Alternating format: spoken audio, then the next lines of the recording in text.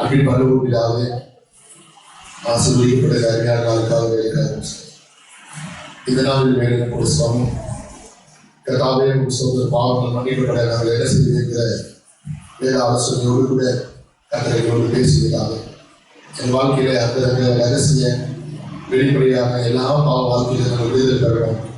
கர்த்தர்களுக்கு சகாயம் செய்யும். கர்த்தரோட எங்களோடு பேச நாங்கள் கேட்கிறோம். வாழ்க்கையை பொறுப்பாக சமர்ப்பிக்கிறோம். இயேசு நாமத்தில் ஜெபிக்கிறோம் பிதாவே. ஆமென். மூன்று சொல்லுங்கள். அல்லேலூயா அல்லேலூயா அல்லேலூயா. அப்படிதான் நாம மகிமைப்படுவதாக. 7:48 படிச்சோம். பாவங்கள் மகளே பாவங்களுக்கு மன்னிக்கப்பட்டது என்று இயேசு கிறிஸ்து சொல்லுகிறதை நான் பார்க்க முடியாது. தயவுசெய்து செய்தி கேட்கும்போது கண் விழித்திருக்கணும். தூங்குற மாதிரி யாரும் பக்கத்தில் திரும்பி பார்க்க போகலாம். சொல்ற தூங்குறவங்க வந்து அவங்க விஷயப்பட்ட சகோதரியும் பக்கத்தில் பார்த்து தூங்குறவங்க தூங்க விடாதீங்க. முக்கியமான நேரத்தில் வந்துருக்கிறோம். அதனால கவனிங்க. கத்திர வாக்கு நேராக நம்ம இறுதி சிந்தனைகளை கொண்டு வர வேண்டும். எல்லாமே இங்க நான் பார்க்கிறோம். பாவங்கள் மன்னிக்கப்பட்டது என்று சொல்லி இயேசு கிறிஸ்து அந்த பாவியாகிய ஸ்திரீயினுடைய பாவம் மன்னிக்கிறார். இன்றைக்கு நமக்குள்ளே பாவம் மன்னிக்கப்பட்ட நிச்சயம் உண்டார். எல்லா பாஸ்டர்மார்களும் நாம் கூட ஞாபகம் கொடுக்கும் போது கேட்கக்கூடிய முதல் கேள்வி என்ன தெரியுமா? பாவங்கள் உனக்கு மன்னிக்கப்பட்ட நிச்சயம் உண்டா? அல்லேலூயா. பாவங்கள் மன்னிக்கப்பட்ட நிச்சயம் உண்டா? முதலாவது கேள்வி அதுதான். பாவம் மன்னிக்கப்பட்டதுடைய மிக முக்கியமான ஒரு அடையாளம் என்ன தெரியுமா? நம்முடைய பெயர் ஜீவ புஸ்தகத்துல எழுதப்பட்டிருக்கிறதான் அடையாளம். அல்லேலூயா. வேதாகமத்துல இவர்களுக்காக என் பெயரை கிறுக்கி போடும் என்று ஆண்டவர்கிட்ட முறையிட்டது யார்? அல்லேலூயா. அப்போ வசனம் என்ன சொல்லுது? ஜீவ புஸ்தகத்துல என் பேர் என்ன பண்ணுங்க, கிறுக்கி போடுங்கன்னா அப்படின்னா ஜீவ புஸ்தகத்துல சில பேருக்கு பேர் என்ன செய்யப்படுகிறது, கிறுக்கப்பட்டிருக்கிறது என்பது நிதர்சனமான ஒரு பயன். நம்ம எத்தனை பேருடைய பெயர்கள் எழுதப்பட்டிருக்கிறது? எத்தனை பேருடைய பெயர்கள் எழுதப்பட்டு கிறுக்கப்பட்டிருக்கிறது? காலத்தை சொல்ல வேண்டாம். உங்க மனசாட்சிக்கு உங்களை பற்றி தெரியும். அல்லேலூயா. எப்படி ஜீவிக்கிறோம், நம்முடைய ஜீவி எப்படிப்பட்டது, நம்முடைய வாழ்வாதாரம், நம்முடைய வாழ்க்கை எப்படிப்பட்டது, நம்ம எப்படி இருக்கிறோம்ன்றது நமக்கு தெரியும். இது குறித்து ஒரு முறை ஒரு விசுவாசி ஆலயத்துக்கு போகக்கூடியவர் சுமார் 21 நாள் உபவாசம் கொண்டு சொல்லிட்டார். அவருடைய ஜெபம் என்ன பண்ணா, ஜீவ புஸ்தகத்தில் என்னுடைய பேரை எனக்கு காண்பினாங்க. இதெல்லாம் ஜெபம். வீடு கட்டணும், பிள்ளைங்க கல்யாணம் பண்ணணும், கடன் அடையணும், பணத்தை இருக்குது, வியாபார முன்னேற்றம், தொழில் முன்னேற்றம், வருமானம் இருக்கும், கை பிரயாசம், இதுக்காக ஜெபித்தாலும் அவர் 21 நாள் பாசிங்க ஏற்கப்பட்டாரு. ஜீவ புஸ்தகத்தில் என்னுடைய பேர் எனக்கு காண்பிக்கணும் ஒவ்வொரு நாளும் ஜெபம் பண்ணார். அப்படி ஒரு உபவாசத்தை ஜெபிக்கும் போது அவருடைய உபவாச ஜெபம் முடியல. கர்த்தர் அவருடைய ஜீவ புஸ்தகத்தில் அவருடைய பேரை காண்பிக்கும்படி ஒவ்வொரு பக்கமாக பிரிக்கப்பட்டது, திறக்கப்பட்டது, புரட்டப்பட்டது. இவருடைய அட்டவணையில, இவருடைய வரிசையில இவருடைய பெயரை வந்து காண்பிக்கு முன்பதாக அநேகருடைய பெயர்கள் வந்து ஜொலித்துக் கொண்டிருக்கிறதாம். இவருடைய சந்தோஷத்தோடு ஆர்வத்தோடு பார்க்கும் போது இவருடைய அட்டவணை, இவருடைய பக்கம், இவருடைய வரிசையில இவர் பெயர் வரும்போது பார்க்கிற இவருடைய பெயர் எழுதப்பட்டிருக்கிறது, ஆனால் மேலே கிறுக்கப்பட்டிருக்கிறது. அதிர்ச்சியில உறைந்து போனார். இதற்காகவாய் 21 நாள் உபவாசத்தை செஞ்சுட்டு எவ்வளவு ஆவலா எவ்வளவு வாஞ்சியா ஜெபம் பண்ணாங்க. ஒரு நாள் ஊழிய செஞ்சேன், நிறைய கிளாஸ் நடத்தினேன், ஹெச்எல்ல பணிவிட பண்ணேன், கிளை ஊழியத்துக்கு போனேன், ட்ரைஸ் மினிஸ்ட்ரி பண்ணேன், ஹாஸ்பிட்டல் ஊழியம் பண்ணேன், சுவிசேஷ ஆரம்பிச்சேன். அவனுடைய பேர் என்ன செய்யப்பட்டிருக்குது, இருக்கப்பட்டிருக்கிறதுன்னு சொல்லி அதிர்ச்சியில உரைக்கு போன அந்த மனிதன் இன்னும் துக்கத்தோடு ஆண்டு ஜெபம் பண்ண ஆரம்பிச்சார். ஆண்டு சொன்னாரா, 21 நாள் ஃபாஸ்டிங் போட்டு கேட்டது நல்லது, அதனால தான் உன் பேர் எழுதப்பட்டிருக்கிறதா கிறுக்கப்பட்டிருக்கிறதான்னு கண்டுபிடிச்சேன். அல்லேலூயா. இதுக்கு நான் என்ன ஆண்டு பண்ணணும், உங்களுக்கு சில காலம் தரேன். இப்போ ஞாபகத்துக்கு நீ ஒழுங்கா அறிக்கை செய்ய வேண்டிய பாவத்தைனா எதெல்லாம் அறிக்கை செய்யாம முடியும், யாருக்கிட்டலாம் நீ ஒப்புரவாகாம முடியும், யார் மேலாம் ஒரு மனஸ்தாபம் இருக்குதோ அதெல்லாம் யோசனை பண்ணு, அதெல்லாம் அறிக்கை செய்து ஒப்புரவாகி சமாதானம் அப்படின்னு மட்டும் அவர் சொன்னார். அவர் அன்றைய தினத்திலிருந்து ஒவ்வொரு நாளும் அந்த பயம் அவருடைய இதயத்தில் ஏற்பட்டபடினால அவர் அழுது ஜெபிக்க ஆரம்பித்தார். ஒவ்வொரு நாளும் அழுது ஜெபிக்க ஆரம்பித்தார். அதுக்கப்புறம் அவர் ஜீவ புஸ்தகத்தை பேரை பார்த்து நான் விரும்புறது கேட்டேன். சுமார் 6 மாதங்கள் கழித்த பிறகு மறுபடியும் கர்த்தர் அவர் கேட்காமே அவருடைய சொப்பனத்துல மறுபடியும் அந்த ஜீவ புஸ்தகம் திறக்கப்பட்டு இவருடைய அட்டவணை இவருடைய பேர் வரும்போது அந்த வரிசையில் இவர் கிட்ட கொண்டு போகும்போது அவருக்கு இருந்த பயத்துக்காக இல்லையா இந்த மாதிரி ஆண்டு என்ன காமிப்பார் தெரியலையேன்னு சொல்லி நெருக்கத்தில் இருந்து அவர் பேரை பார்த்தா அந்த கிறுக்கப்பட்டிருந்ததை சரி செய்து மறுபடியும் புது பொழிவோடு ஜுவாலிக்கிறது அவருடைய பேர். ஆண்டு சொல்லுங்க சொல்றாங்க. அந்த எழுத்துல அந்த பேர்ல ஒரு ஜீவன் இருக்கிறத அவர் உணர்ந்தாராம். அது நல்ல ஜீவ புஸ்தகம். ஆமென் அல்லேலூயா. கர்த்தருக்கு ஸ்தோத்திரம். அருமையான தேவ ஜனமே, இன்னைக்கு நம்முடைய பாவங்கள் மன்னிக்கப்பட்ட கொண்டா நம்ம ஒவ்வொருவரும் ஒவ்வொரு நாளும் இந்த வார்த்தையை சொல்லி ஜெபிக்கிறோம். என்னுடைய பேர் ஜீவ புஸ்தகம் கிறுக்கப்படாம நான் காத்துக் கொள்ளணும். அல்லேலூயா. இவ்வளவு நாள் விசுவாசி அடைக்கிறது பெரிய விஷயம் இல்லை, பரலோகராஜ்யத்துக்கு வரும். அதுதான் மிக முக்கியமான ஒன்று. இன்னைக்கு நம்முடைய பாவங்கள் மன்னிக்கப்பட நாம் செய்ய வேண்டியது. இன்னைக்கு இந்த பாவியாகி ஸ்திரீ செய்த விளக்கத்தை கொடுத்து நாம் வேதத்து வாயிலாக தியானிக்க போறோம். படிக்கலாமா? 7ஆம் அதிகாரம் அது 37ஆம் வசனத்தை படிப்போம். 7:38. அவருடைய பாதங்களின் அருகே பின்னால் நின்று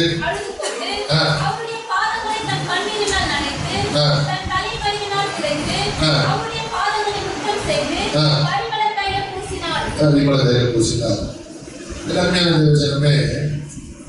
இன்னைக்கு 5 வித வார்த்தைகளை நாம் தியானிக்க போகிறோம். முதலாவது பாடலின் அருகே என்றால், 2வது அழுது கொண்டு ஜெபித்தால், 3வது தன் தலை மயிரினால் குறைத்தார், 4வது மொத்தம் செய்தார், 5வது பரிமள தைலம். இந்த 5 காரியத்தை எவ்வளவு சுருக்கமாக தியானிக்க போகிறோமோ அவ்வளவு சுருக்கமாக தியானிச்சோம். முதலாவது பாதங்களின் அருகே கவனிக்கணும். இந்த பாதத்தில் அருகே என்ற வார்த்தை தான் அர்த்தம் தெரியுமா? இன்றைக்கு இயேசுவின் பாதத்தின் அருகே நாம் இருக்கிறோமா அல்லது பாவத்தின் அருகே இருக்கிறோமா? யாருடைய அருகே நாம் இருக்கிறோம்? அதிகமான நேரம் யாருக்கு நாம் செலவு பண்றோம்? பாவத்துக்கு நாம் நேரத்தை அதிகமாக செலவு பண்றது அதிகமா அல்லது கர்த்தருடைய சமூகத்தில் காத்திருப்பது நேரம் செலவு பண்றது அதிகமா? எதுக்கு நம்ம நேரத்தை செலவு பண்றோம்? யோசனை பண்ணி பாருங்க. ஒரு மனுஷனோடு பேசுவது அதிகமா, கர்த்தரோடு பேசுவது அதிகமா? அல்லேலூயா. ஒரு மனுஷனோட நம்ம பேசுறோம்னா நம்ம அவங்களுக்கு விரும்புறோம், அவங்களுக்கு நம்ம பிடிச்சிருக்கு, அவங்களுக்கு என்ன பிடிச்சிருக்கு, அதனால நம்ம என்ன பண்றோம்? அவங்களோட நம்ம பேசுறோம், சம்பாதிக்கிறோம், உறவு வளர்க்கிறோம். ஆனா அவங்கள்ட்ட பேசுற நேரத்தை காட்டிலும் ஆண்டவரோடு பேசுற நேரம் எப்படி இருக்குது? எது அதிகம்? ஆண்டவரோடு பேசுறது அதிகமா, மனுஷனோட பேசுறது எது அதிகம்? சொல்லுங்க. அல்லேலூயா. அப்ப ஆண்டவருடைய பாதத்தின் அருகே வார்த்தை என்ன தெரியுமா? காத்திருந்து ஜெபிக்கிறதுக்கு அடையாளம். ஆமென். அப்ப நேரத்தை எதுல செலவு பண்ணணும்? நம்ம ஜெபத்துல செலவு பண்ணணும். அப்ப யார் ஒருத்தர் மனுஷங்களை காட்டிலும் தேவனோடு பேசுவதை நம்ம அதிகமா நேரத்தை செலவு பண்றோமோ அவங்க பாவ வல்லமையில் விடமாட்டாங்க. அல்லேலூயா. கர்த்தருக்கு ஸ்தோத்திரம். ஏனென்றால் சொற்களின் மிகுதினால் பாவம் இல்லாமல் போகாதுன்னு பைபிள்ல சொல்லப்பட்டிருக்கு. ஆமாவா இல்லையா? சொல்லுங்க. சொற்களின் மிகுதினால் பாவம் இல்லாமல் போகாது. அப்படின்னு நம்ம என்ன பண்றோம்? நம்ம ஒவ்வொரு நாளும் பேசும்போது, அதிகமா பேசும்போது, தினந்தோறும் பேசும்போது அந்த வார்த்தையில ஒரு நாள் பாவம் வெளிப்படணும். அதனால நம்ம மனசுல பேசவே கூடாதுன்னு அர்த்தம் இல்லை. குறைவா பேசணும். யாருக்கு நிறைவா பேசணும்? ஆண்டோட நிறைவா பேசணும். நீ மனுஷனுக்கு அதிகமா பேசினா நீ மனுஷனை நேசிக்கிறேன்னு அர்த்தம். ஆண்டவர் மேல இருக்கிற அன்பு குறைவு, மனுஷன் மேல இருக்கிற அன்பு தான் அதிக அர்த்தம். அந்த மனுஷனை படைச்சது ஆண்டவர் தான். அல்லேலூயா. இருக்கிற எல்லா ஜீவாத்மாக்களை படைச்சது ஆண்டவர். ஜீவாத்மாக்களை நேசிக்கிறோம், ஜீவனை கொடுத்த தேவனையும் என்ன பண்றோம்? தூசிக்கிறோம்னு சொல்லல, அவர் மேல இருக்கிற அன்பு குறைவா வச்சிருக்கிறோம் சொல்லுவாங்க. அல்லேலூயா. ஆண்டவர் அதான் எதிர்பார்க்கிறார். என்ன எதிர்பார்க்கிறார்? என் மகனே, என் பிள்ளையே, என் மகளே, நீ எங்கிட்ட அன்பு செலுத்தலையே. நம்ம என்ன பண்றோம்? ஆண்டவர் உங்கள்கிட்ட அன்பு செலுத்தாமே வேற யார்கிட்ட ஆண்டவர் அன்பு செலுத்துறேன்? ஆராதனைக்கு வரேன், ஓய்வு போடுறேன், சர்ச்சுக்கு வரேன், காணிக்கு போடுறேன், ஊழியர்கள் செய்யறேன், இதெல்லாம் ஓகே. உன் நேரத்தை அதிகமா யாரோட செலவு பண்ற? அப்ப அந்த பாதத்துல காத்திருக்கிற அடையாளம் சமூகத்துல அவங்க என்ன செஞ்சாலும் நேரத்தை செலவு பண்ணுறதுக்கு அடையாளமாக இருக்கிறது. அல்லேலூயா.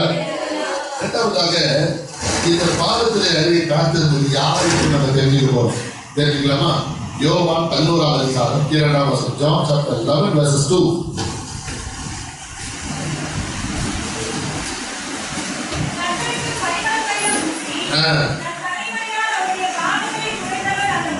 ஆமென். ஹல்லேலூயா சொல்லுங்க பாக்கலாம். கவனிச்சீங்களா? இந்த பாவியாகிய ஸ்திரீ யாரு? ஸ்திரீ என்ன? மரியா. கர்த்தருக்கு பரிமளத்தை பூசி தலைமுடியினால் அவருடைய பாதத்தை துடைத்தவர் இந்த மரியாதை. அப்ப இந்த இயேசுவின் பாதத்துல கண்ணீர் விட்ட, இயேசுவின் பாதத்துல காத்திருக்க அந்த பாவியாகிய ஸ்திரீ தான் மரியா. இந்த மரியாதைக்கு இன்னொரு சகோதரி உண்டு. என்ன பேரு? மார்த்தா. இந்த மரியாதைக்கு இன்னொரு சகோதரர் இருக்கிறார். அவங்க பேர் என்ன? லாசரு.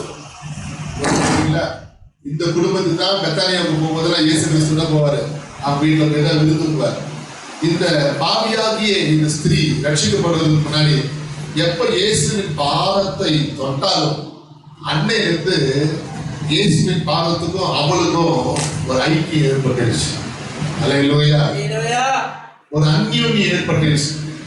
இயேசுவின் பாதத்தை பிரிக்க முடியாத ஒரு பிணைப்பு ஏற்பட்டுருச்சு. இன்றைக்கு நீங்களும் நானும் இயேசுவின் பாதத்தை சேர்த்து அன்பின் கயிறினால் கட்டப்பட வேண்டும். அல்லேலூயா. எந்த கயிறினால் கட்டப்படணும்? அன்பின் கயிறினால் நீ நாம் கட்டப்பட வேண்டும். அவருடைய பாதத்தோடு நாம் சேர்க்கப்பட வேண்டும். அல்லேலூயா. அருமையான தேவ ஜனமே, இந்த பாதத்தை அவன் என்னைக்கு ருசி பார்த்தாலும் அந்த அன்பு அவருடைய பாதத்துல காத்திருக்கிற அந்த சிநேகத்தை இந்த மரியாதை எப்போ ருசி பார்த்தாலும் இயேசு கிறிஸ்து என்னைக்கெல்லாம் அவங்க வீட்டுக்கு வரும்போதெல்லாம் அந்த பாதத்தையே அவன் பார்ப்பாங்க. அல்லேலூயா. இந்த பாதத்தை தானே என் கண்ணீர் விட்டேன், இந்த பாதத்துல என் கண்ணீர் விட்டதுனால தானே என் பாவத்தை ஆண்டவர் எல்லா பாவத்தையும் தொலைச்சாரு, என்னை மன்னிச்சாரு, பாவம் வல்லமையிலிருந்து விடுதலை கொடுத்தாருன்னு சொல்லி பாவத்தோ மன்னித்துக் கொள்ளுங்க. இயேசுவின் பாதத்தோடு இந்த மரியாதைக்கு அன்றைய தினத்திலிருந்து கர்த்தருக்கு ஸ்தோத்திரம் ஒரு அந்யோன்யம் ஐக்கியம் ஏற்பட்டுச்சு. கைதிகளிலே சொல்லுங்க. அல்லேலூயா. கர்த்தருக்கு ஜனமே, இருக்கிற காலங்களில உங்களுக்கு எனக்கும் இயேசுவின் பாதத்தோடு ஒரு பிணைப்பு இருக்க வேண்டும். இயேசுவின் பாதத்தோடு கூட நமக்கு ஒரு ஐக்கியம் அந்யோன்யம் இருக்கணும். எப்போ அவருடைய பாதத்துல போய் காத்திருப்போம்? நீ ஜபத்துல தனித்து இருக்கிறதா அவருடைய பாதத்துல காத்திருக்கிறது அடையாளம். நீ தேவனோட நேரத்தை செலவிடுவதுதான் அவருடைய பாதத்துல காத்திருப்பதற்கான அடையாளம். கைதிகளிலே சொல்லுங்க. அல்லேலூயா. தொடர்ந்து லூக்கா 10ஆம் அதிகாரம் 42ஆம் வசனத்தில் படிக்கும்போது Luke chapter 10 verses 42.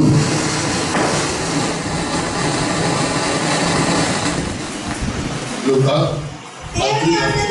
தேவையானது ஒன்று மரியாள் தன்னை விட்டு எடுப்படாத நல்ல பங்கை தெரிந்து கொண்டால் அது முதல் வசனம் படிங்க. அவருடைய பாதத்தை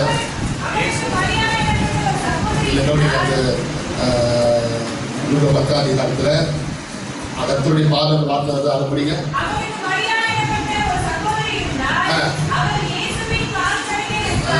இயேசுவின் பாதத்தருகே உட்கார்ந்து அவருடைய வசனத்தை கேட்டுக் கொண்டிருந்தார். கைதிகளிலே சொல்லிருப்பாங்களா?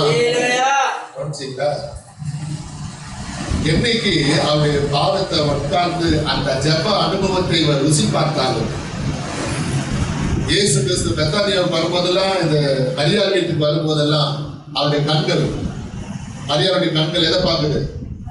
இயேசுவின் பாதம் உள்ள வரும்போது அவருடைய கண்ணை பார்க்கும். அல்லேலூயா. கர்த்தருக்கு சொல்றாங்க. அந்த பாதத்தை பார்த்ததுமே அப்படியே சரண்டர் ஆயிடுறான், உட்கார்ந்துடுறான். கர்த்தருக்கு சொல்றது. இப்ப என்ன நடக்குது? நல்லா கவனிக்கணும். மாத்தாள் வேலை செய்யறாங்க, மரியாதை ஆண்டுடைய பாதத்துல காத்திருக்கிறாங்க.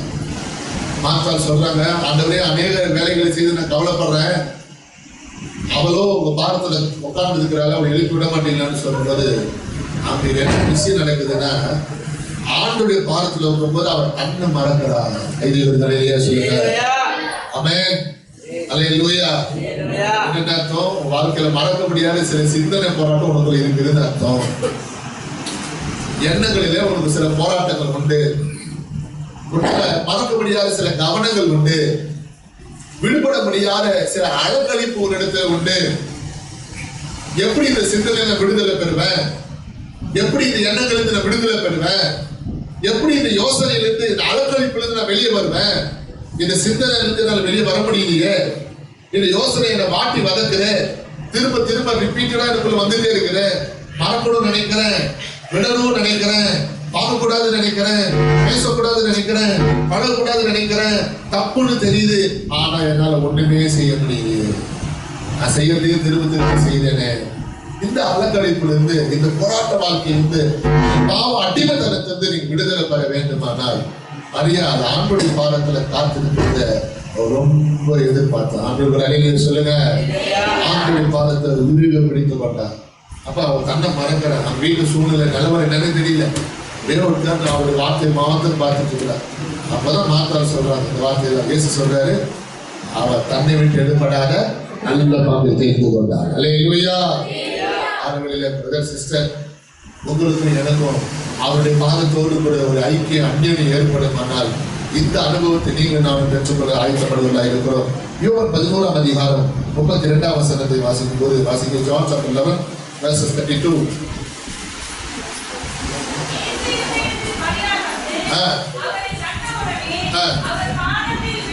அவருடைய பாதத்தில் விழுந்து, ஆண்டவரே போதும்.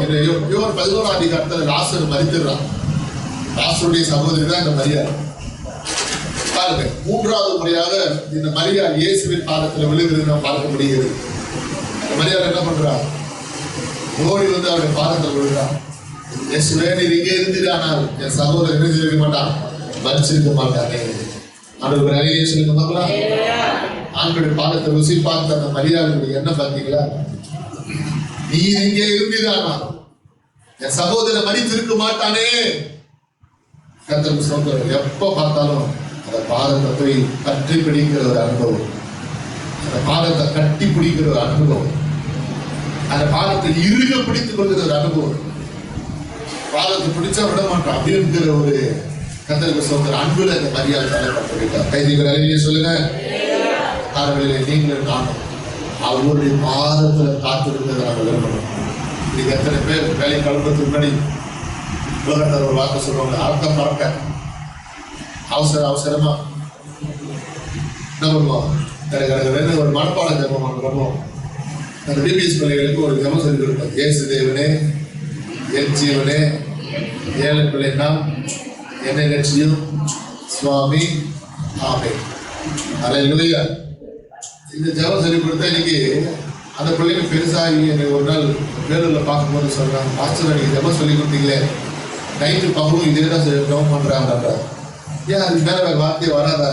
அப்பதான் யோசிக்கிறேன், அது புதுசா வர பிள்ளைங்களுக்கு சொல்லி கொடுத்த ஜபம் இன்னைக்கு நம்ம என்ன பண்றோம், அது ஒரு கலாச்சார ஜபம் அல்லது ஒரு கடமைக்கான ஒரு ஜபத்தை தான் நம்ம என்ன பண்ணிட்டே இருக்கிறோம், ப்ரேயர் பண்ணிட்டே இருக்கிறோம். நாளைக்கு எழுதுமா, ஒரு வேலைக்கு போறேன், பத்திரமா காத்துக்கணும், திரும்பி வரும்போது எனக்கு வண்டிலாம் கிடைக்கணும், லேட் ஆகக்கூடாது, நான் ஏறி உட்காரக்கூடிய பஸ்ஸு காலியாக இருக்கணும், ட்ரெயின் காலியாக இருக்கணும், எனக்காக பஸ் வெயிட் பண்ணணும், நீ ஒரு போது தேட வருவேன், அந்த டிரைவர் உனக்காக ஒரு போது வரணும்.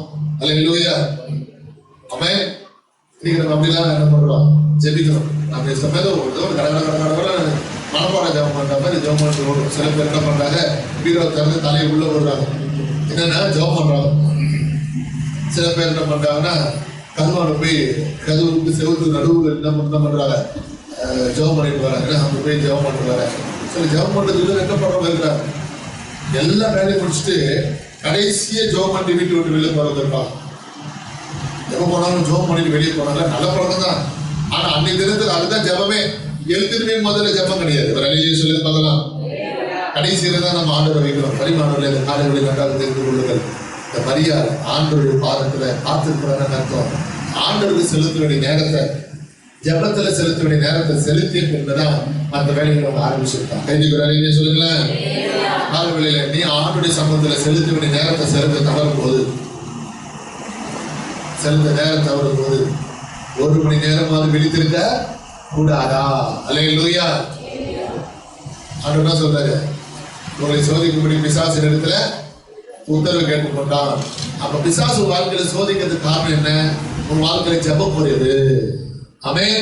அவருடைய பாதத்துல காத்திருக்கிற அந்த ஜெப குறைவு உங்ககிட்ட இருக்கிறதுனால தான் பிசாசு வாழ்க்கையில என்ன பண்றான், சோதனைகளை கொண்டு வரான், உனக்குள்ள இடங்களை கொண்டு வரான், உனக்குள்ள விழுதலை கொண்டு வரான். அடிக்கடி விழுது எழுப்புற, நான் விழக்கூடாதுன்னு நினைக்கிறேன், பாவ வாழ்க்கையில சிக்கக்கூடாதுன்னு நினைக்கிறேன், அதனால விழுந்து போறேனே அப்படின்னு கவலைப்படுற. அதை நிமிந்து கை தூக்கி அலையிலே சொல்லி பார்க்கலாம். அல்லேலூயா. அதை நிமிந்து அலையிலே சொல்லுங்க. ஆமென். அல்லேலூயா. கர்த்தர் நல்லவர். இந்த அருமையான காலவெளியில பிரைஸ் தி லார்ட். இன்னைக்கு இரண்டாவது ஒரு காரியத்தை பார்க்க போறோம். லூக்கா 7:38 இரண்டாவது படிங்க. பாதத்துக்கு காத்து இருந்தா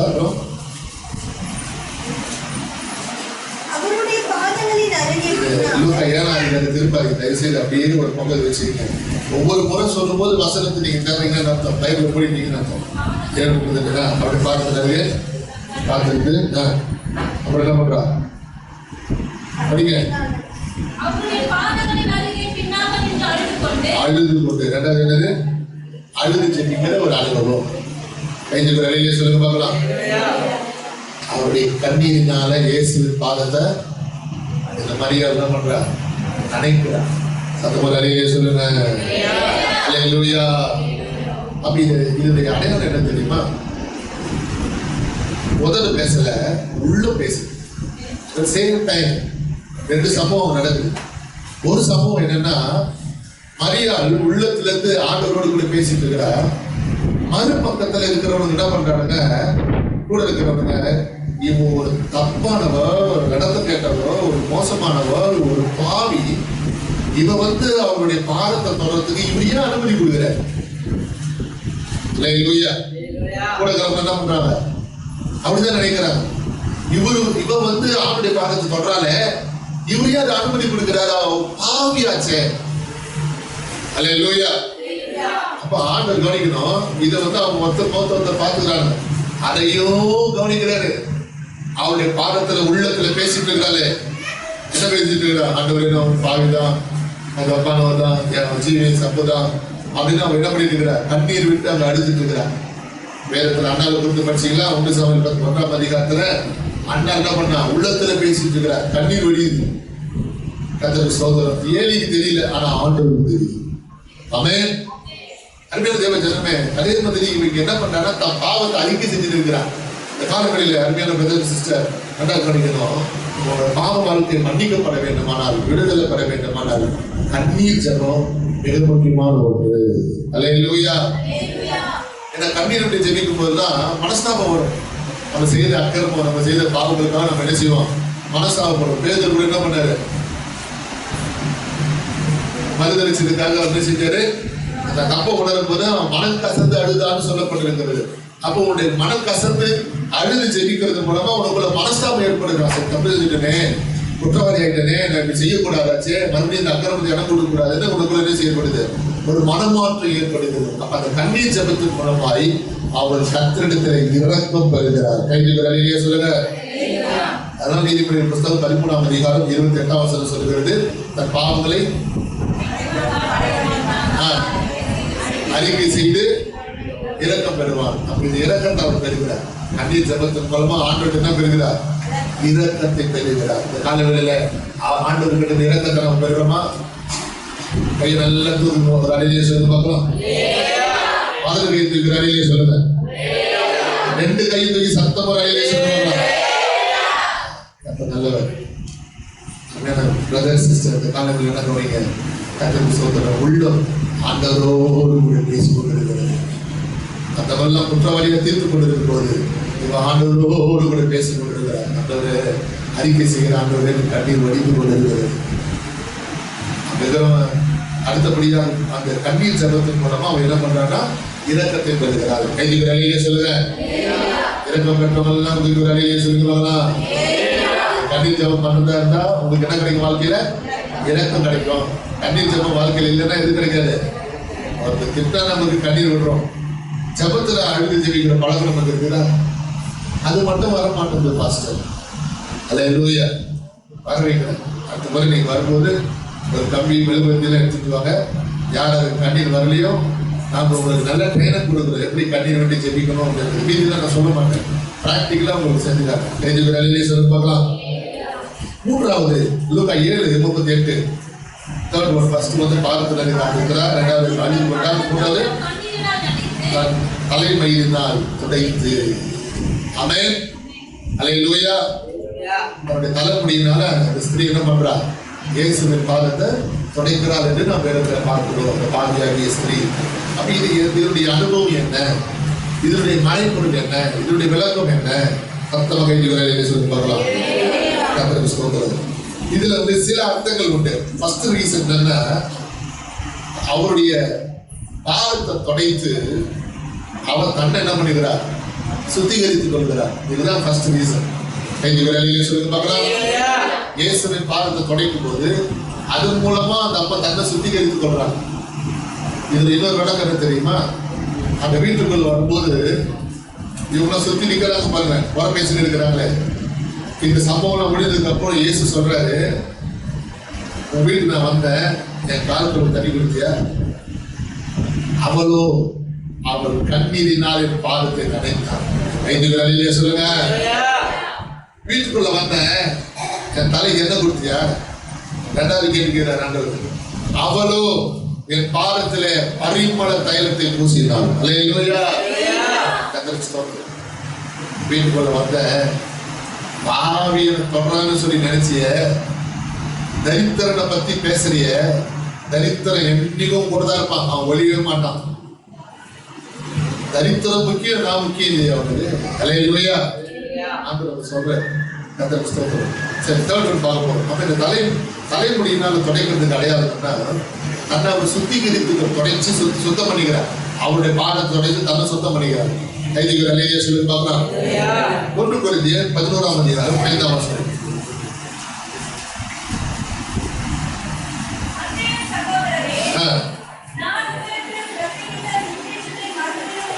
ஒன்று கொரிந்தியர் 11:5.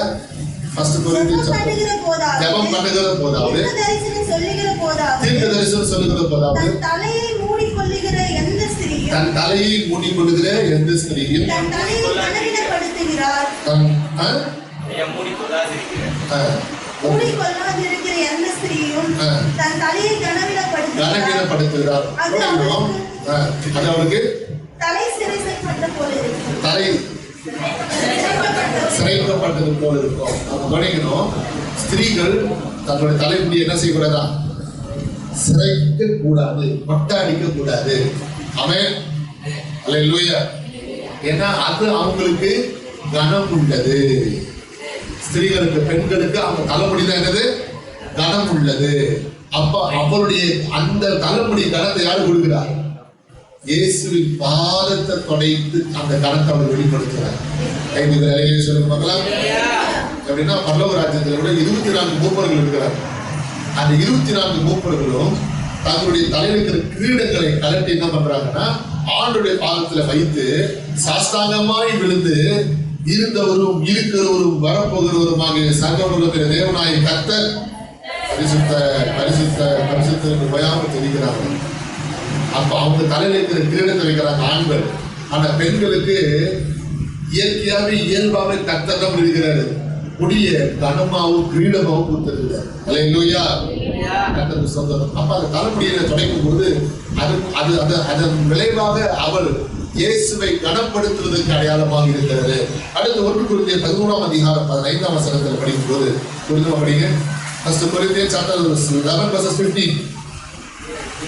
15 இல்லையா? 15ஆம் வசனமே. எத்தனாம் வசனமா? 15 தானே? ரெண்டாவது படிச்சாரு. 11:15 ஸ்திரீ தன் முடியை மகிமையா இருக்கும் போதும். அப்போ ஸ்திரீனுடைய முடி 2வது அர்த்தம் என்னது? மகிமையா இருக்கும். தலைமுடி நீளமானது என்னவா? மகிமை. அல்லேலூயா. ஒரு குறிப்பிட்ட ஏஜுக்கு மேல பிள்ளைங்க நம்முடைய முடியல என்ன செய்ய விடாத, கற்பனை விடாது. அப்பதான் அடர்த்திய வரும். அப்பதான் வந்து இதுவா வரும், அதுவா வரும். நம்ம என்ன செய்யணுமா? அழகா வளைவா கட் பண்றோம். அது பாதி இது கொஞ்சம் தொங்குற மாதிரி, பின்னாடி இறக்குமா தொங்குற மாதிரி, சில பேருக்கு முன்னாடி விட்டு கட் பண்றோம். இப்படியெல்லாம் பண்றோம். ஆனா பைபிள் நமக்கு என்ன சொல்லப்பட்டிருக்கிறது? ஸ்திரீகளுக்கு வந்து நீளமா வளர்க்கிறதா அது அவங்களுக்கு மகிமையா இருக்கு. யாரு சொல்றாங்க? ஆண்களுக்கு சொல்லலாம், ஸ்திரீகளுக்கு சொல்லலாம். ஸ்திரீகளுக்கு சொல்றேன். கம்பல் போடுறாங்களே அந்த ஸ்திரீகளுக்கு சொல்றேன். அல்லேலூயா. ஆண்கள் கம்பல் போட மாட்டாங்க. கழுத்துல செயின் போடுறாங்களே அந்த ஸ்திரீகளுக்கு சொல்றேன். ஆமென். ஆண்கள் இதெல்லாம் போட மாட்டாங்க. பெண்கள் கதை ஆண்கள் கதை. ஆமென். கைதிகள் வேலையிலே சொல்லி பார்க்கலாம். கர்த்தருக்கு ஸ்தோத்திரம். கவனிக்கணும். அருமையான தேவ ஜனமே, அந்த வசனம் நமக்கு சொல்லுகிறது, ஸ்திரீ தன் தலைமுடியை நீளமாய் வளர்ப்பது அது அவளுக்கு என்னவா இருக்குமா? மகிமையா இருக்கும். கவனிச்சிங்க, கவர் பண்ணது அவ இயேசுக்கு மகிமையை கொடுக்கிறார். கைதிகள் வேலையிலே சொல்லுங்க. அல்லது மகிமைப்படுத்துகிறார். தன் தலைப்படியினால் இயேசு என்ன பண்றா? மகிமைப்படுத்துகிறாள். 3 ரகசியம் தன்னை சுத்திகரித்துக் கொள்கிறாள். 2வது இயேசுவை கனப்படுத்துகிறாள். 3வது மகிமைப்படுத்துகிறாள். கண்களை சொல்லுங்க. தலைப்படியில இவ்வளவு ரகசியம் இருக்கிறாங்க. அவ பாவியாகிய ஸ்திரீ தன் கனத்தையும் மகிமையும் கர்த்தருக்கு செலுத்தி தன்னை தாழ்த்துகிறாள். கரங்களை தட்டி ஒரு அலையிலே சொல்லுங்க. ஒரு மனுஷனுடைய தாம் மன்னிக்கப்படணும்னா முதலாவது அவருடைய பாதத்துல காத்திருக்கும். 2வது கண்ணீர் ஜெபம் இருக்கணும். 3வது நாம் ஆண்டவரின் கனத்தையும் மகிமையை செலுத்தி என்ன நான் தாழ்த்தணும். அல்லேலூயா. ஆண்டவரே பெரும்பாலும் நான் ஒன்றும் இல்லப்பா, நான் வெள்ளையா இருக்கிறது பெரும்பாடக்கூடாது. நான் இல்லை, அவர்களும் பொதுவாக நாங்கள் இருப்பாத்தாங்க. அல்லேலூயா. அழகா இருக்கிறது கர்வம் கொள்ளக்கூடாது. ஆண்டவரே ஸ்டைல நடக்கிறது பெருமைப்படக்கூடாது. என் திறமைகளை வச்சு, ஞானத்தை வைத்து, என்னுடைய தாளத்துகளை வைத்து ஒருபோது என் உள்ளத்துல என்ன செய்யக்கூடாது, எனக்குள்ள நான் வந்து என்ன செஞ்சிடக்கூடாது. மற்றவங்களை காட்டிலும் நான் நல்லா இருக்கிறேன். வேலையை செஞ்சு பார்க்கலாம். நம்ம அழகா இருக்கணுமா இல்லையான்றத ஒரு நாளைக்கு 10 முறை நீ கண்ணாடி பார்த்துருந்தாலும் தெரிஞ்சிடும். அப்படின்னா என்ன அர்த்தம்? நீ திரும்ப திரும்ப உங்க என்ன பண்ணிட்டே இருக்கிற. ஒரு சிலர் மனசுல நினைக்கிறீங்க, பாஸ்டர் கம்மியா சொல்லிட்டீங்க, நான் 10 முறையில 10 முறைக்கு மேல பார்ப்பேன் அப்படின்னு சில பேர் மனசுல நினைக்கிறீங்க. சரி இருக்கணும். கம்மியான தேவச்சனத்தை காலை வெளிநாட்டாக கற்றுக் கொள்ளுங்கள். தன் கனத்தை மகிமை கர்த்தருக்கு செலுத்தினார், தன்னை தாழ்த்தினார். காலைகளில் நாம தாழ்த்துறோமா ஆண்டு சமூகத்துல அந்த அனுபவம் நமக்கு உண்டா? 3வது வந்து போயிட்டு 4வது ஃபர்ஸ்ட்லது மொத்தம் செய்து போதும். கை தூக்கி ஒரு அலையிலே சொல்லுங்களேன்.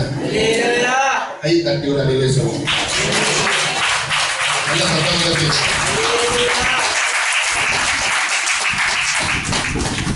அல்லேலூயா. அதே 7ஆம் அதிகாரம் 45ஆம் வசனம், அதே 7:45.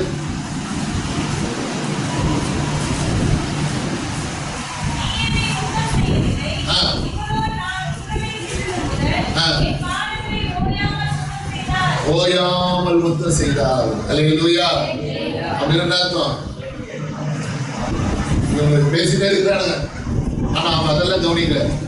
அவருடைய பாதத்தை மாத்திரம் பார்த்து குடிச்சு முத்தம் கொடுத்து கேட்கிறான். முத்தம் செய்து கொண்டே இருக்கிறார். என் ஆண்டவர், அவன் என் கர்த்தர், என் ராஜா, என் தெய்வம் சொல்லி என்ன பண்ணிட்டு இருக்கிறார். அந்த பாவியாகிய ஸ்திரீ ஓயாமல் முத்தம் செய்தார் என்று நாம் வேதத்தில் பார்க்கிறோம். கைதிகள் அலையிலே சொல்லுங்க. நல்லா கவனிக்கணும்.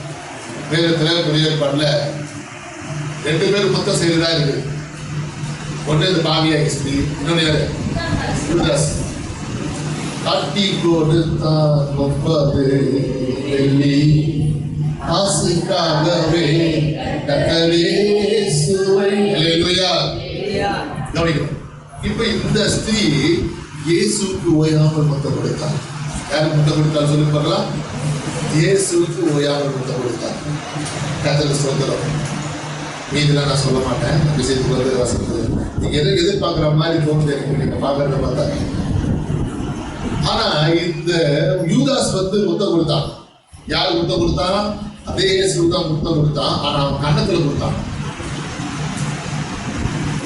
கன்னத்துல முத்தம் கொடுத்து காட்டி கொடுத்துட்டான்.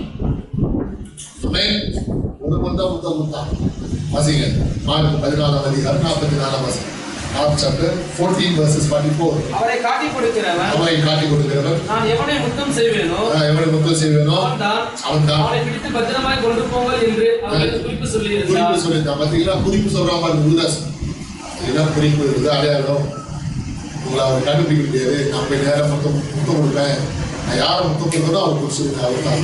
அல்லேலூயா. அவளுக்கு நல்லவன் பார்த்தீங்களா? முத்தத்தினால என்ன பண்ணா?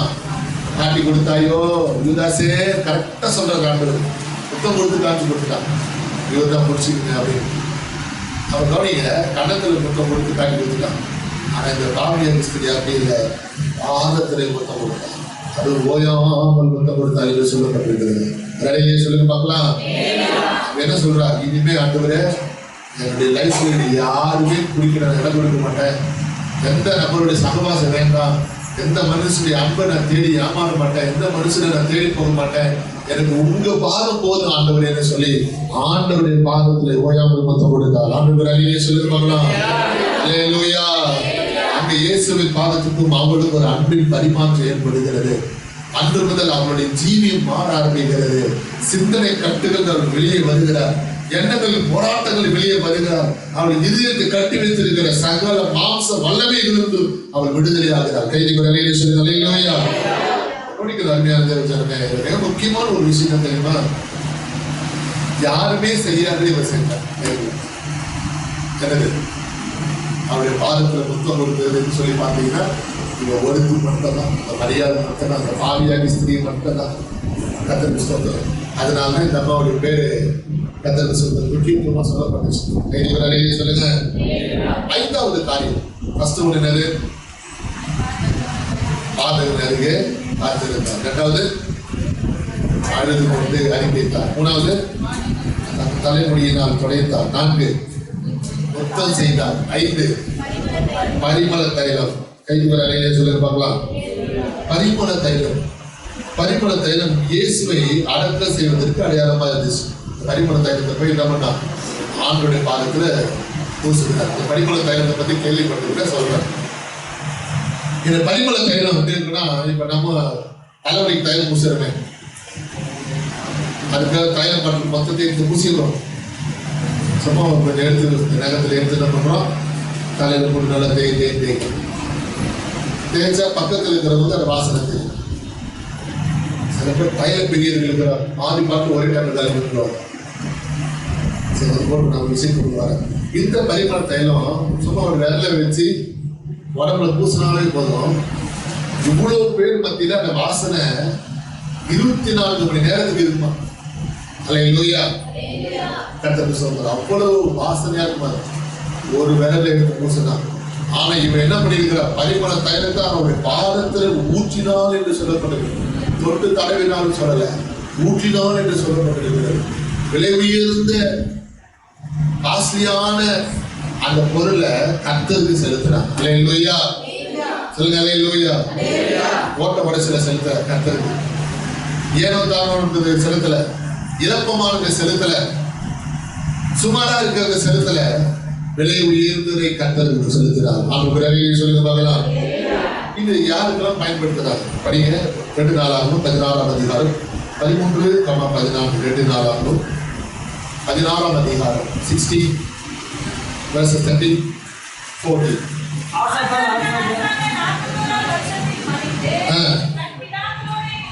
தன் பிதாக்களோட நித்திரை அடைந்தால் தைலக்காரரால் செய்யப்பட்ட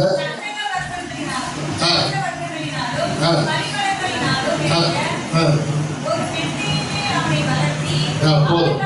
இப்ப என்ன சொல்லப்பட்டிருக்கிறது? ஆசா மரித்த பின்பு அவனுக்கு என்ன செய்யணும்? பரிமள தைலத்தினால அவனுக்கு கடத்தினான்னு சொல்லப்பட்டிருக்கிறது. நம்ம நாட்களில் மருத்துவம் என்ன பண்றோம்? அந்த ஃப்ரீசர் பாக்ஸ்ல படுக்க வைக்கும் போது ஸ்ப்ரே அடிக்கிறோம், அந்த செத்த பிரேதத்துடைய ஸ்மெல் வரக்கூடாதுன்றதுக்காக. ஆனா அந்த காலத்துல என்ன பண்ணிருக்கிறாங்க? பரிமள தைலத்தை தான் பயன்படுத்தி இருக்கிறாங்க. அப்ப அந்த செத்த பிரேதம் வந்து அந்த செத்த போன அந்த ஸ்மெல் இல்லாம இந்த வாசனை தான் திரவியமா இருக்கும். அந்த வேலையிலேயே சொல்லி பார்க்கலாம். அதே மாதிரி செத்த பிரேதத்தை பதப்படுத்துவதற்கு எகிப்தியர்கள் சரியான மருந்துகள் கண்டுபிடிச்சிருக்கிறார். இந்த அளவு எகிப்து பிரமிடுல பைபிள் இருக்கிற பார்வங்கள்லாம் அங்க இருக்கிறார். அல்லேலூயா. அவங்களுடைய சரீரம் இந்த அளவு பதப்படுத்தப்பட்டிருக்கிறது. அழுகாம அந்த அதுக்கு வாசனை இருக்கிறதுக்கு இந்த தைலத்தை வந்து பூசுறாங்க, யூஸ் பண்ணிட்டு இருக்காரு. காலங்களில் அருமையான தேவஜனமே, நன்றாக அறிந்து கொள்ளுங்கள். வேதவசனம் நம்ம சொல்லுகிறபடி இந்த பரிமள தைலம் வாசனை வீசும். ஆமென். ஒரு பாட்டுகளுக்கு பார்த்தீங்கன்னா, பரிமள தைலமா இயேசுவே வந்த வாசனையால் என்னை நடக்குமே. அல்லேலூயா. வாசனை வீசக்கூடியது இருக்கிற வாசனையில இந்த பரிமள தைல வாசனை ரொம்ப கர்த்தருக்கு சொந்தர பிரியமாக இருக்கிறது. தொடர்ந்து மத்தேயு 26ஆம் அதிகாரம் 12ஆம் வசனத்தில் வாசிக்கும் போது மத்தேயு 26 இவள் இந்த தைலத்தை என் சரீரத்தின் மேல் ஊற்றினது இதை அடக்கம் பண்ணுவதற்கு எத்தனமான செய்கையா இருக்கிறது. அல்லேலூயா. இயேசு சிலுவையில் அறையப்படுவதற்கு முன்பதாக பரிமள தைலம் பூசப்பட்டார். அதாவது உயிரோடு இருக்கும்போது பூசப்பட்டார். ஆமென். கர்த்தருக்கு ஸ்தோத்திரம். கவனிக்கணும், பரிமள தைலம் எல்லாத்துக்கும் பயன்படுத்துவாங்க. சத்தவங்களுக்கு மட்டும்தான் அப்படின்னு அர்த்தம் கிடையாது. எல்லாமே நல்ல நல்ல விசேஷங்களுக்கு, குடும்ப நற்காரியங்களுக்கு எல்லாம் பயன்படுத்துவாங்க, செய்வாங்க. ஆனா ஊத்துறாங்கன்னு சொன்னா செத்த பிறகு தான் செய்வாங்க, ஊற்றுவாங்க. ஆனா இயேசு உயிரோடு இருக்கும் போதே இந்த பாவியாகிய ஸ்திரீ இயேசுவின் பாதத்தை தொட்டு நினைக்கவில்லை, மாறாக ஊற்றினாள் என்று சொல்லப்பட்டிருக்கிறது. கைதி விரலையே சொல்லுங்க. அப்படின்னு அர்த்தம், அவர் சிலுவையில் அறையப்படுவதற்கு முன்பதாக இந்த தீர்க்க தரிசனம் நிறைவேறும். அந்த விரலையே சொல்லுங்க. அதுக்கு முன்பதாக அவர் உயிரோடு இருக்கும் போதே தைலம் அவருக்கு பூசப்படுது. பரிமள தைலம் வாசனை நிறைவு பூசப்பட்டது என்பது அடையாளமாக இருக்கிறது. நீதிமொழிகள் 27ஆம் அதிகாரம் 9ஆம் வசனம் 3 வசனம் வாசிச்சு முடிச்சிருக்கோம். திரும்ப படிங்க. நீதிமொழிகள் 27:9. பரிமள தைலம் சுகந்த தூபமும் இருதயத்தை களிப்பாக அந்த வாசனை இருதயத்தில் அவ்வளவு சந்தோஷத்தை ஏற்படுத்தணும். கைதிகள் அறையிலே சொல்லுகிறேன். அல்லேலூயா. இந்த பரிமள தைலம் சொல்லும் போதுதான் எனக்கு சாமி சுந்தர்சிங் ஐயா ஞாபகம் வருவார். சபையில ஏற்கனவே சொல்லியிருக்காரு. அவர் திபத்தில் நடந்து போகும்போது ஒரு குறிப்பிட்ட காட்டு வழியில் நடந்து போகும்போது வெளியே ஒரு போர்டு வச்சிருந்தாங்களாம். எக்காரணத்தை மட்டும் இது வழியா போகிறவர்கள் என்ன செய்யக்கூடாது, வழியில எங்கேயும் உட்காரக்கூடாது, உட்காரவே கூடாது, போயிட்டே இருக்கணும், நீங்க உட்காரக்கூடாது போட்டுருந்தான் போர்டுல. இவன் அந்த வழியா போகும்போது என்ன பண்ணாரு, கர்த்தருக்கு ஸ்தோத்திரம், அந்த வாசனை அவ்வளவு இன்பமா இருந்துச்சான். முகர்வதற்கு அவ்வளவு அவ்வளவு சந்தோஷமா இருந்ததான், மன மகிழ்ச்சியா இருந்தது அந்த வாசனை. அவர் அதை படித்து இருந்து என்ன பண்ணிட்டாரு, வழியில உட்கார்ந்துட்டார்.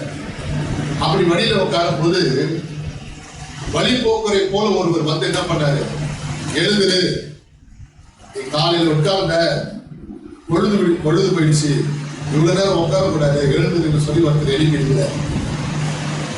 எழுப்பி நிப்பாட்டுன்னு அவர் மறந்துட்டார், இவர் தேர்றாரு ஆளுக்கு போனாரு. ஆனால் அதன் வழியை தாண்டி வரும்போதுதான் இவரை போன்று எத்தனையோ பேர் உட்கார்ந்து அவர்கள் சடலமாகிவிட்டார்கள். ஏன்னா அந்த வாசனை தூக்கத்தை ஏற்படுத்துமா, முழித்துக் கொள்ள முடியாத அளவுக்கு அவங்களுக்கு என்ன செய்தது, ஒரு மயக்கத்தை ஏற்படுத்தி அவர்கள் மயக்கத்திலே கொண்டு விடுகிறது. ஆனால் கர்த்தர் தம்முடைய தூது நினைப்பு அவர் விலகி விடுவித்துக் கொள்வாங்க. அலையிலே சொல்லி பார்க்கலாம். நான் எதுக்காக சொல்றேன்னா, அந்த செடியுடைய வாசனை அப்படின்னா இந்த பரிமள தைலம் அதை காட்டி இன்பமா இருக்கும். ஆனா அப்படிப்பட்ட அதுக்கு மோசமா இது இருந்தா நான் விசுவாசிக்கிறேன். அலையிலே சொல்லி பார்க்கலாம். பரிமள தைலம் இருதயத்தை என்ன பண்ணுது, அழிப்பாக்குகிறது, இதயத்தில் ஒரு சந்தோஷத்தை ஏற்படுத்துகிறது. பிரசங்கி புஸ்தகம் 7ஆம் அதிகாரம் 1ஆம் வசனம் புரியுமா படிக்க போறோம். இதே மாதிரி இன்னொரு பாவியாகி ஸ்திரீ இயேசு என்ன பண்ணாரு, மன்னிக்கும் போது என்ன சொன்னார் தெரியுமா, இவர் செய்தது எங்கும் சுவிசேஷமாக அறிவிக்கப்படும் சொல்றாரு. அல்லேலூயா. பரிமள தைலம் என்ன பண்ணுது, நற்கீர்த்தியை உண்டு பண்ணோம். அப்படின்னா நல்ல பெயரை பிரபலப்படுத்தும். இவர் செய்தது எங்கும் அறிவிக்கப்படும் சொல்லி கர்த்தர் சொல்றார். சத்தம் ஒரு அலையே சொல்லுங்களா, இன்னும் கொஞ்சம் உற்சாகமா சொல்லி பார்க்கலாம். ஒன்று நான் உங்களுக்கு சொல்லக்கூடிய அருமையான தேவஜனமே, இயேசு கிறிஸ்து எந்த அற்புதம் செஞ்சாலும் என்ன பண்ணுவார் தெரியுமா, இந்த அற்புதத்தை யாருக்குமே நீங்க சொல்லக்கூடாது கட்டளை கொடுப்பார். ஆனா இந்த இடத்துல மாத்திரம் ஆண்டவர் என்ன பண்றாரு, இவர் செய்ததை சுவிசேஷம் எங்கெல்லாம் அறிவிக்கப்படுமோ அத்தனை இடத்திலும் இவள் செய்தது அறிவிக்கப்படும் சொல்ற. அதுக்கு காரணம் என்ன தெரியுமா, கர்த்தருக்கு ஸ்தோத்திரம், இயேசுவை அவள் அடக்கம் செய்வதற்கு எத்தனமான ஒரு செய்கிறார். கைதிகள் அறையிலே சொல்லுங்க பார்க்கலாம். அவர் தேசமெங்கும் அறிவிக்கப்படுவதற்கு கர்த்தர் அவரை பயன்படுத்தினார். அல்லேலூயா. அதே பிரசங்கி 10ஆம் அதிகாரம் 1ஆம் வசனம் படிக்கணுமா. செத்த ஈக்கள் பரிமள வாசனையை என்ன பண்ணுது, நாரி கெட்டு போக பண்ணுகிறது. பரிசுத்த ஜீவியத்தை கெட்டு போகக்கூடாதுன்னா, பரிசுத்தமுள்ள வாழ்க்கை கிடக்கூடாதுன்னா, ஒரு ஜீவியத்துல செத்த ஈக்களுக்கு நீ என்ன செய்யக்கூடாது, இடம் கொடுக்கக்கூடாது. ஒரு முறை ஒரு போதகருடைய பணிவிடைக்காரன் இல்லைன்னா அசிஸ்டன்ட் ஊழியக்காரர், துணை ஊழியக்காரரும் அவங்க ஒரு விசுவாசி வீட்டுக்கு நடந்து போறாங்க, பிரயாணம் பண்றாங்க. அப்படி பிரயாணம் பண்ணும்போது ஒரு எருமை மாடு ஒன்று என்ன பண்ணிச்சா, வெள்ளை ஜிப்பா வெள்ளை பேண்ட் போட்டிருக்கிற அந்த பாஸ்டருடைய சட்டையில் அப்படி வராசிச்சு. இப்ப எப்படி இருக்கும்? சேரும் புழுதியுமா பாஸ்டர் மாறிட்டார். இப்ப அவர் சந்திக்கக்கூடிய விசுவாசி வீடு வந்துடுச்சு. கூட அந்த பணிவிடைக்காரன் வீட்டுக்குள்ள போயிட்டான். உள்ள இருக்கிற விசுவாசி பாஸ்டர் உள்ள வாங்க பாஸ்டர், உள்ள வாங்க பாஸ்டர். இந்த பாஸ்டர் என்ன பண்ண மாட்டார், உள்ள போக மாட்டார். என்ன காரணம்? கழுவு தண்ணி எல்லாம் இல்லை, எதுவும் இல்லை. அதனால அவரால் என்ன பண்ண முடியல, உள்ள போக முடியல. அவருடைய உள்ள என்ன பண்ணிட்டே இருக்குது, புத்தி நீர் கரப்பட்டுமே. அல்லேலூயா. எப்படி உள்ள நுழையிறது, எப்படி உள்ள பிரவேசிக்கிறது? முன்னாடி பார்த்தா வெள்ளை, பின்னாடி பார்த்தா கரை, ரெண்டுமே இருக்குது. இதுவும் இருக்குது, அதுவும் இருக்குது. கர்த்தர் புஸ்தகம். அதனால என்ன பண்ண முடியல, உள்ள அவரால் பிரவேசிக்க முடியல. இன்றைக்கு கரை உள்ள ஜீவியத்தோடு நாம் எங்க போக முடியாது, பரலோக ராஜ்யம் போக முடியாது. அல்லேலூயா. சபைக்கு வரும்போது வெள்ளை ட்ரெஸ் போடுறோம், வீட்டுக்கு போகும்போது கரை ட்ரெஸ் போடணும்னு சொல்ல வரல. சபைக்கு வரும்போது ஒரு பயபக்தியோட பரிசுத்தோடு வரணும்னு நினைக்கிற அந்த பயபக்தி, அந்த பரிசுத்த ஜீவி வீட்டுக்கு போகும்போது ஏன் வரல, வெளியே போகும்போது ஏன் வரல? அல்லேலூயா. இந்த கரைகளோடு நம்ம எங்க போக முடியாது, செத்த ஈக்கள் அனுபவத்தோட பரலோக ராஜ்யத்துக்கு நீங்களும் நம்ம என்ன செய்ய முடியாது, பிரவேசிக்க முடியாது. நீங்க நம்முடைய வாழ்க்கையில் இருக்கிற செத்த ஈக்களின் அனுபவத்தை நம்மளுக்கு எடுத்து போடணும். அடிக்கடி ஒரு குற்றப்படுத்துகிற குற்ற உணர்வு ஏற்படுத்தி ஒரு பாவி இப்படி தவறு பண்ணிட்டு அப்படி பாவம் செஞ்சுட்டு உடம்புல போராடி கொடுக்கிற மாம்ச இச்சைகளுக்கு வெளியே வரணும். எல்லாரும் எழுந்திருப்போமா? எல்லாரும் எழுந்திருக்கு. கத்ததுனால நம்மோடு கூட பேசுற வார்த்தை இணைந்து அந்த காற்றுடைய கலத்தை ஒப்பு கொடுத்து அவர்களுடைய புறப்பட செலவு பிரயாணங்கள் வாய்க்கப்படும். அதை எடுத்துக்கொள்ளும். உங்கள் கொண்டு காத்துக்கொள்ளும். தங்களுடைய பிள்ளைகளோடு கொடுத்து வழிநடத்தி செய்தி கேட்ட ஒவ்வொரு பிள்ளைகளின் ஆசீர்வதி பெரிய காரியங்களை தாழ்ந்து பெருமையாக்கி உங்களுடைய பொறுப்பாளர்கள் சமர்ப்பிக்கிறோம். கடத்துறை மகிமையெல்லாம் நாமத்தை சுமக்கிறோம். ஏற்பரட்சிகரமாகிய இயேசு நாமத்தை செவிக்கிறோம். நல்ல பிதாவே. ஆத்துமாவே கர்த்தரை ஸ்தோத்திரி. உலகமே பரிசுத்த நாமத்தை ஸ்தோத்திரி. ஆத்துமாவே கர்த்தரை ஸ்தோத்திரி. கர்த்தர் செய்த சகல நன்மைகளையும் மறவாதே. உங்கள் இயேசுவின் அல்லேலூயா. அல்லேலூயா. அல்லேலூயா. கர்த்தருடைய ஆசீர்வாதம். God bless you.